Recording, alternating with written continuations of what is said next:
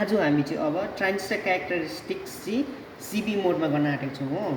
सिबी मोड भनेको चाहिँ common base मोड हो। त्यो चाहिँ पिएनपी ट्रान्जिस्टर, यो पिएनपी ट्रान्जिस्टरको चाहिँ कमन बेस मोड हामीले गर्न आँटेको छौँ। यो भयो हाम्रो सर्किट डायग्राम। फर्स्टमा हामीले सोर्सको पोजिटिभदेखि चाहिँ एमिटरको पोजिटिभमा जोड्नुपर्छ। फर्स्टमा सोर्सको पोजिटिभदेखि चाहिँ हामीले एमिटरको पोजिटिभमा जोड्यौँ। त्यहाँदेखि एमिटरको नेगेटिभदेखि चाहिँ एमिटरमा जोड्नुपर्छ हामीले। एमिटरको नेगेटिभदेखि चाहिँ एमिटरमा जोड्यौँ। अब हामीले कलेक्टरदेखि चाहिँ एमिटरको पोजिटिभमा जोड्छ, अर्को एमिटरको पोजिटिभमा। यो कलेक्टरदेखि चाहिँ हामीले अर्को एमिटर पोजिटिभमा जोड्यौँ। त्यहाँदेखि नेगेटिभदेखि चाहिँ हामीले सोर्सको नेगेटिभमा गएर जोड्नुपर्छ। अब नेगेटिभ एमिटरको नेगेटिभदेखि चाहिँ सोर्सको नेगेटिभमा जोड्यौँ। त्यहाँदेखि सोर्सको जुन पोजिटिभ छ त्योबाट हामीले बेसमा जोड्नुपर्छ। सोर्सको पोजिटिभदेखि हामीले बेसमा जोड, अनि फेरि बेस, किनभने यो सिबी मोड हो। सिबी मोडमा चाहिँ कमन बेस हो। कमन बेस हुँदाखेरि बेसमा चाहिँ हामीले दुई खेप जोड्नुपर्छ। अब बेसदेखि चाहिँ हामीले फेरि अर्को सोर्सको नेगेटिभमा जोड्छौँ। अब हामीले बेसदेखि चाहिँ सोर्सको नेगेटिभमा जोड्यौँ। अब हामीले जुन यो भोल्टमिटर छ यो भोल्टमिटरलाई चाहिँ हामीले प्यारलल जोड्नुपर्छ। यो चाहिँ भिइबी भोल्टमिटर र भिसिबी भोल्टमिटर हुन्छ यता। त्यहाँदेखि भिइबी भोल्टमिटरको पोजिटिभ भोल्टमिटरलाई पोजिटिभ सोर्ससँग, नेगेटिभ भोल्टमिटरलाई नेगेटिभ सोर्ससँग जोड्यो। त्यहाँदेखि पोजिटिभलाई पोजिटिभसँग र नेगेटिभलाई नेगेटिभसँग जोड्यो। अब हाम्रो सर्किट कनेक्सन भयो सिबी मोडको लागि। अब हामीले यसमा चाहिँ सिई मोड र सिबी मोडमा चाहिँ रिलेसन अफ अल्फा एन्ड बिटा खोज्नुपर्छ। यसमा फर्स्टमा हामीले बिटा एसी खोज्नुपर्छ। यसमा यो फर्मुला लाग्छ आइसिई र यो हामीले ग्राफबाट निकाल्छौँ, अनि त्यसलाई जुन बिटा आउँछ त्यसबाट नै अल्फा निकाल्छ। हामीले चाहिँ यो एक्सपेरिमेन्टमा चाहिँ बिटा डिसी र अल्फा एसी बिटा डिसी र बिटा एसी निकाल्नुपर्छ। बिटा डिसी निकाल्नुको लागि चाहिँ यो फर्मुला लाग्छ, यो हाम्रो ग्राफबाट आउँछ, अनि बिटा एसी पनि यो फर्मुला लगाउनुपर्छ। अनि हामीले रिलेसन अफ अल्फा एन्ड बिटाबाट अल्फा एसी र अल्फा डिसीको भ्यालु पनि निकाल्न सक्छौँ। किनभने यो एक्सपेरिमेन्टको एम चाहिँ अल्फा र बिटा निकाल्नु, त्यो चाहिँ करेन्ट गेन हो। त्यो चाहिँ हामीले अल्फाको भ्यालु चाहिँ बिटा प्लस 1 प्लस बिटा पनि निकाल्छौँ। अब हामी गर्छौँ टेबल। यसको टेबल हेरौँ भने हाम्रो यो टेबल छ। यो टेबलमा हाम्रो जुन भिइबी यो साइडको सोर्स हो। यो साइडको सोर्सलाई चाहिँ भिइबी भन्छ। त्यसमा चाहिँ हामीले आई भनेको चाहिँ एमिटर, करेन्ट इन एमिटर यो भयो। अनि त्यहाँदेखि यसमा चाहिँ हामीले आइई र आइई चाहिँ तिनवटा भिसिबी भनेको चाहिँ हाम्रो यो भोल्टेज हो। यो भोल्टेजलाई चाहिँ हामीले 2, 4 र 6 भोल्टमा चाहिँ कन्स्ट्यान्ट राख्नुपर्छ।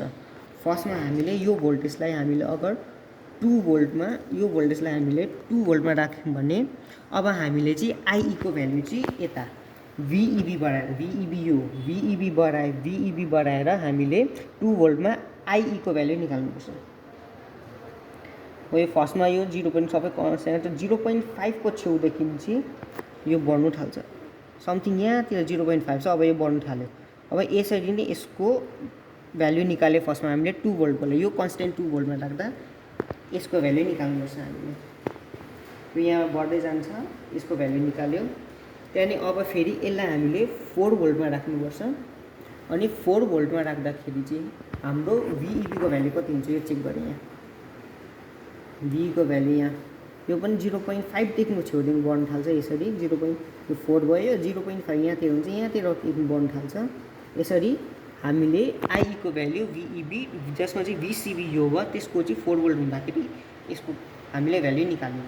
अब फेरि यसलाई हामीले 6 भोल्टमा राखेर त्यहाँदेखि सेम भिइबीको भ्यालु चाहिँ यहाँ त्यहाँदेखि आइई हेर्नुपर्छ। भिसिबी 6 भोल्ट हुँदा कति हुन्छ, यो पनि त्यो 0.5 कै छेउबाट बढ्न थाल्छ।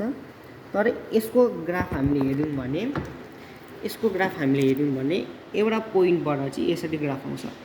भिसिबीको यो ग्राफ हुन्छ, भिसिबी 2 भोल्ट हुँदाखेरि, भिसिबी 4 भोल्ट हुँदाखेरि यो ग्राफ आउँछ, अनि भिसिबी 6 भोल्ट हुँदाखेरि यो ग्राफ हुन्छ। यो भयो input characteristics of CB mode. IE versus भिइबीको ग्राफ निकाल्छौँ हामी। अब हामी गर्छौँ आउटपुट क्यारेक्टरिस्टिक्स। आउटपुट क्यारेक्टरिस्टिक्सको ग्राफ हेर्दाखेरि हाम्रोमा अब चाहिँ अघि हामीले भिइबीलाई कमन लियो भने अब हामीले भिसिबी यो भिसिबीको पर्छ। भिसिबीलाई चाहिँ हामीले जुन अघि आइई निकालेको थियो आइईलाई चाहिँ टु अब हामी आउटपुट क्यारेक्टरिस्टिक्स गर्न आँटेको छौँ हो। आउटपुट क्यारेक्टरिस्टिक्समा हाम्रो भिसिबी हुन्छ अनि त्यसमा चाहिँ आइई भिसिबी यो भयो अनि हामीले आइई चाहिँ यो छ। आइईलाई चाहिँ अब कन्सटेन्ट राख्नुपर्छ अनि त्यहाँदेखि आइसीको भ्यालु यो हो। अब चाहिँ हामीले आइसीको भ्यालु निकाल्नुपर्छ। फर्स्टमा चाहिँ यसलाई अब हामीले 2 भोल्टमा हामीले आइईलाई कन्सटेन्ट राख्यो। त्यहाँदेखि यहाँ करेन्ट कति बढ्दैछ यहाँ आउँछ यसको भ्यालु हो। यहाँ यो बढाउँदाखेरि यो बढ्छ, यसको भ्यालु निकाल्यो। सेम त्यसरी नै हामीले 4 भोल्ट यसलाई 4 भोल्टमा यसमा मुनि हेर्नुहोस् मिलिएम्पियर मुनि छ 4 भोल्टमा राख्यौँ भने हाम्रो कति हुन्छ यसको जति यहाँ बढ्छ यहाँ पनि त्यति आउनुपर्छ। त्यहाँदेखि यसलाई हामीले फेरि 6 भोल्टमा राख्यौँ भने यहाँ त्यसरी नै कति बढ्छ यताको करेन्टबाट यता कति बढ्छ यसरी हेर्दै हेर्दै हेर्दै जानु पर्यो। यो भयो हाम्रो क्यारेक्टरिस्टिक्स। अब हाम्रो आउटपुट क्यारेक्टरिस्टिक्सको ग्राफ यस्तो आउँछ। हाम्रो बढ्दै बढ्दै जान्छ अनि एउटा पोइन्ट चाहिँ सेचुरेसन आउँछ। यो सेचुरेसन पोइन्ट लेख्दै जानु। फेरि सेकेन्डमा पनि त्यही फर्स्टमा आइई चाहिँ अगर 2 भोल्टमा छ भने हाम्रो सेचुरेसन पोइन्ट यहाँ आउँछ अनि 4 भोल्टमा छ भने यहाँ आउँछ र 6 भोल्टमा छ भने यहाँ आउँछ। 6 मिलिएम्पियरमा छ भने यहाँ आउँछ। आइईको भ्यालु 2 मिलिएम्पियरमा छ भने यो सेचुरेसन पोइन्ट हुन्छ। 4 मिलिएम्पियरमा छ भने यो सेचुरेसन पोइन्ट हुन्छ। 6 मिलिएम्पियरमा छ भने यो सेचुरेसन पोइन्ट हुन्छ। अब यो भयो यो भयो आउटपुट क्यारेक्टरिस्टिक्स। अब हामीले अल्फा र बिटा हेऱ्यौँ भने यो भयो अल्फा र बिटाको टेबल। अब यसमा चाहिँ हामीले जुन आउटपुट क्यारेक्टरिस्टिक्स ग्राफ छ त्यहाँबाट हामीले निकाल्नु पर्यो। अब आउटपुट क्यारेक्टरिस्टिक्सको ग्राफमा हाम्रोमा यहाँ 3टा 6 भोल्ट 4 भोल्ट र 6 मिलिएम्पियर 4 मिलिएम्पियर र 2 मिलिएम्पियर छ हाम्रो। यो भयो हाम्रो आइईको भ्यालु अनि आइसीको भ्यालु चाहिँ यता हुन्छ। आइसीको भ्यालु चाहिँ 5.2 3.6 र 1.8 आएको छ। यो चाहिँ हाम्रो सेचुरेसन पोइन्टहरू भयो त्यो यहाँ लेख्यौँ।